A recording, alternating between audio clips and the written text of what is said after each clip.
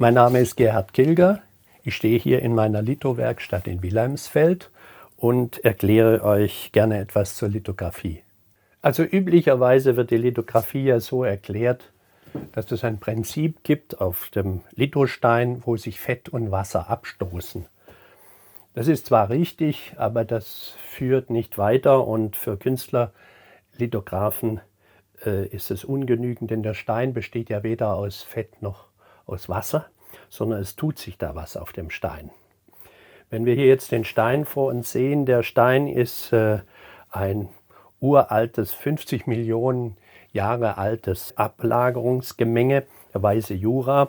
Und in diesem Stein sind eingeschlossen solche Urtierchen. Und wenn man so will, ist es ein lebendiges Gemenge, das in dem Stein drin, und das ist chemisch reaktiv. Wenn man also einen Stein abschleift, wie das hier in dem Fall schon längstens getan wurde, dann hat man eine Oberfläche, die ist hochempfindlich, und zwar chemisch empfindlich, hauptsächlich gegenüber Fett, aber natürlich auch gegenüber anderen Substanzen, hauptsächlich über Fett. Und was man nun für die Drucktechnik, und der Alois Sennefelder hat es ja vor über 200 Jahren so erfunden, wenn man das verwenden will, dann kann man diese Fettspuren fixieren. Ich gehe mit der Ätzung später dann nochmal näher drauf ein.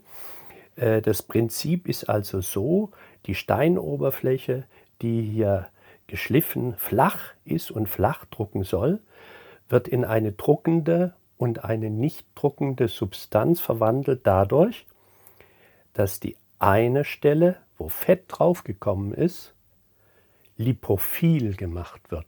Lipophil heißt fettanziehend. Und die anderen Stellen, auf die kein Fett draufgekommen ist, die werden hygroskopisch gemacht.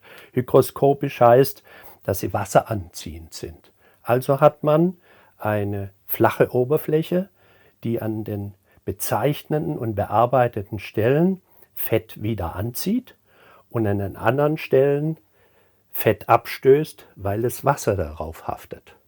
Wie das dann gemacht wird, das zeigt mir dann in einem späteren Prozess. Hier hat es also jetzt schon einen Stein, der wurde so entsprechend behandelt, und wenn man drüber fasst, man sieht, es hat keine Erhabung, es hat keine Vertiefung, es ist also ein echter Flachdruck. Warum machen das Künstler? Das Entscheidende dabei ist, dass diese Umwandlung von lipophil zu hygroskopisch mikroskopisch fein gemacht werden kann. Das heißt, man braucht keine Rasterfolie, man braucht keine anderen Hilfsmittel fotografischer Art und Weise, sondern man kann eine künstlerische Arbeit in höchster Auflösung hier auf den Stein bringen. Und das ist das, was die Künstler heute interessiert, wenn sie das immer noch anwenden, obwohl die Drucktechnik ja so alt ist. Die Qualität dieser Drucke ist so hoch, dass man sagen kann, die einzelnen Drucken, die wir nachher mal machen, die haben eine Eigenschaft, wie sie eigentlich nur Unikate oder Originalkunstwerke haben.